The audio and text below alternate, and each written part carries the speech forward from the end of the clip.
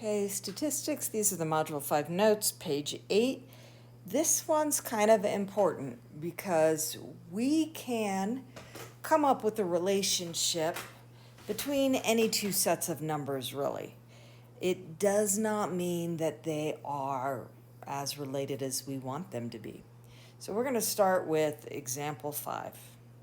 I have a graph here and I pulled it off of the internet. Notice something that I am not a huge fan of.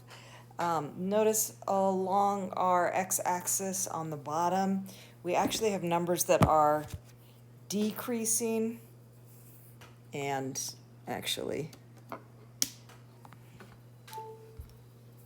incorrect. This should have been 45 here and 35 here, but notice we've got numbers decreasing and they're not even decreasing consistently, so we're going to ignore that part of the bad graph for a minute. But we are looking at the relationship between the number of pirates, the approximate number of pirates. We start in 1820, we go all the way up to the year 2000, and global average temperature. So if we plot number of pirates and global average temperature, we see that as the number of pirates goes down, the global average temperature comes up.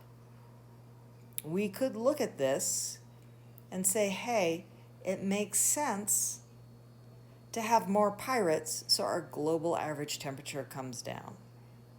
The question is, do we really think there's a relationship between number of pirates and global average temperature? So let's be real, probably not. And we're going to take a look at this a little bit differently. They both say example 5 because two parts of the same thing. So the second graph, we've got this spread out a little differently. Notice at the bottom here, I have got year. So now my explanatory is year. Okay. Notice I have these two graphs superimposed on the same chart. Temperature in blue. As the years go on, our average global temperature has increased. That makes sense. And as the years go on, the number of pirates has decreased. So these have that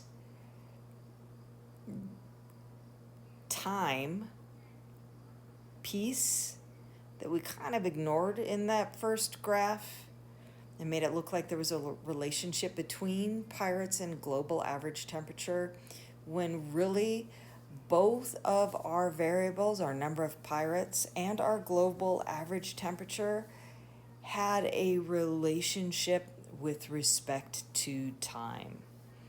So again, just because I have two sets of numbers that I can cram together does not mean that one affects the other. One does not cause the other.